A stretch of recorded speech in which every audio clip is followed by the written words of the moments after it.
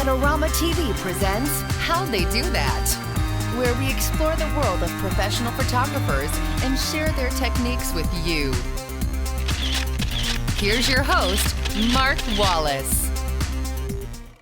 Hey everybody, welcome to this week's episode of How'd They Do That? I'm Mark Wallace. Well, every single week when we release a new episode of How'd They Do That, we get comments and emails that ask the same question. We've seen it from a lot of different people, and the question is, how'd they do that? And so that's what we're going to talk about this week. Well, the most common question we get is, how do we do the interviews? Is it real time, or do we send out the questions in advance? How do I talk to these photographers that are on location? The answer is we actually do everything in real time. But before I get there, let me talk to you about the production process. We have a pre-production process, a shoot process, and a post-production process. All of that is handled by our producer. Her name is Kelsey Hazelwood. Now, without Kelsey, we'd be in a lot of trouble because she keeps the trains running on schedule. So what she does is she calls every photographer when we have them scheduled. She walks through what the interview is going to be like. She talks about the file formats that they need to have for their cameras and the lighting and all kinds of things. Before the shoot, we always go through, Kelsey and myself, and we look at all of the photos that a photographer has taken or the videos that a videographer has shot, and we decide what kind of questions we need to ask and sort of prep ourselves before the interview. She takes all that stuff and gets it to the photographer or videographer. Now, once the videographer is ready to go, well, we require all of those people to have their own video camera and a camera operator. Most have a video camera, but most are camera operators themselves, and so they turn the cameras onto themselves. It's sort of funny seeing them get everything situated before we start. In fact, here's a couple of those photographers turning the cameras on themselves, and so you can see what we see, but you don't see every week. Okay, ready when you are? Okay, we're ready.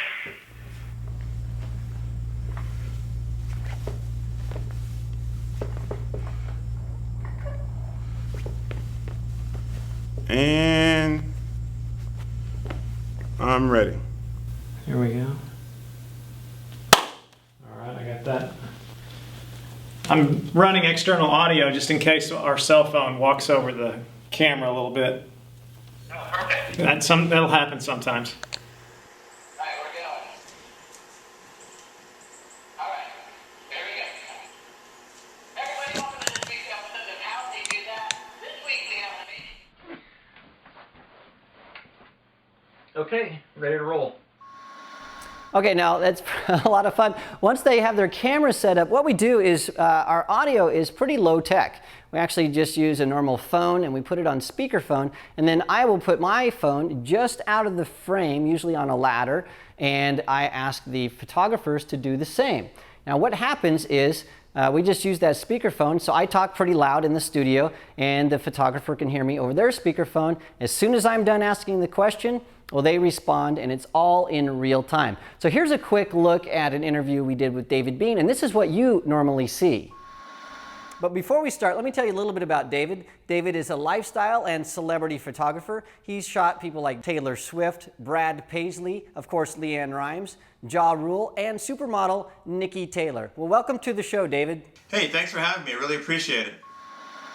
Now here's that exact same clip from our point of view. What we're doing is I ask the question and then I'm just listening and vice versa. So here's that exact same clip, looking at it with the audio and video swapped. Let me tell you a little bit about David. David is a lifestyle and celebrity photographer. He's shot people like Taylor Swift, Brad Paisley, of course Leanne Rimes, Ja Rule, and supermodel Nikki Taylor. Well, welcome to the show, David. Hey, thanks for having me. I really appreciate it. Now sometimes the speakerphone doesn't work and the person I'm interviewing can't hear what I have to say, so they just hold the phone to the ear, and then once I'm done talking, they'll put it down out of the screen and respond. That's what Jason Wallace did. In fact, here's a clip of Jason Wallace, and here's something that happens a lot when we're doing the interviews. Sometimes the person I'm interviewing cracks up, or I crack up, or we flub up our lines. But here's a scene of Jason Wallace when Taylor Robinson, his videographer, made him laugh. It's sort of a funny clip. So here's a look at Jason Wallace. Hey, thanks for having me on. Sorry, Taylor laughed in my shot. I can't be in here. Hold on, let me try it one more time. Okay?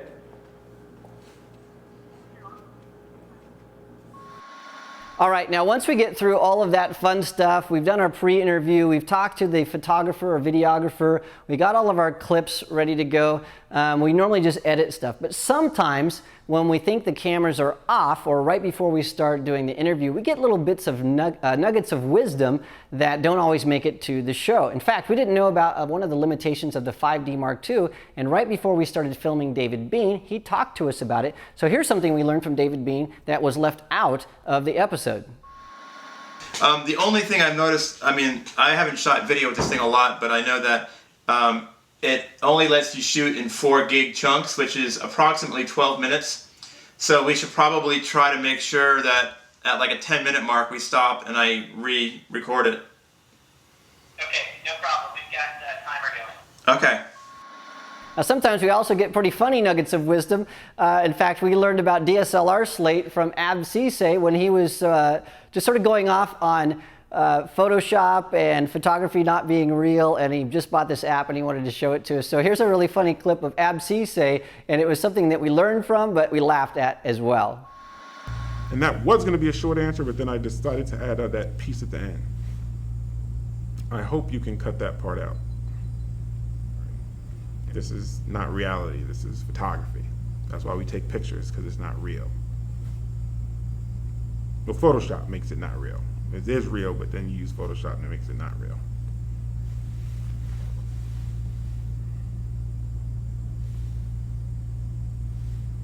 And Mark, you should also talk about this app. It's called, I'll email you what it's called, but it's a really cool app, and maybe it actually will work for something you guys are doing right now. I haven't found a reason to use it, so I'm justifying my purchase by using it for this. And it's still slightly inappropriate, but it's working. Okay, well, that's Ab. He's a nut. I love him.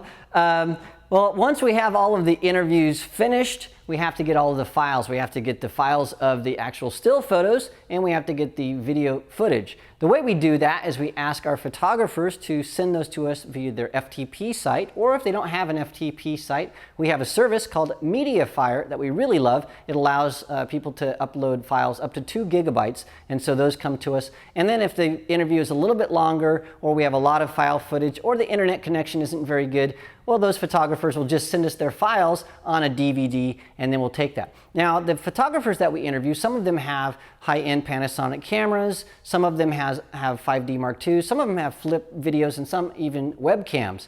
And so we have all kinds of file footage that we work with, and the way that we convert that file footage to something that we can use is using Final Cut Pro's compressor. So we take anything that we get and we convert that to Apple ProRes 422, and that allows us to seamlessly integrate footage that we get from anybody to the footage that we shoot here on location. Now, once that's done, Leon Trujillo, who is our videographer and editor, takes all of the footage, both ours and the footage we got from the photographer or videographer, and puts that into a timeline in Final Cut Studio, and then edits everything. Once the final edit is finished and we have all the graphics and everything loaded up, he compresses the final video and gets it ready for YouTube and iTunes and Vimeo and all the places that we put How'd They Do That. He does that using compressor and an H.264 compression format, and then it goes out to the world. And that's how we do How'd They Do That. Well, remember, if you would like to see somebody that's a favorite photographer of yours on How'd They Do That, you can send your suggestions to me at askmark@adorama.com. And as always, we have all of our past episodes of How They Do That at the Adorama Learning Center, including tons of articles that relate to the videos that you've seen. So please check out the Learning Center. It's well worth your time. Well, thanks for joining me this week, and I'll see you next week. This episode is brought to you by Adorama TV. Visit the Adorama Learning Center where you'll find photography tips and techniques, links to the gear used in this episode, and related videos. For all the latest photography, video, and computer gear, visit Adorama.com. And the next time you're in New York City, visit our store located on 18th Street between 5th and 6th Avenue.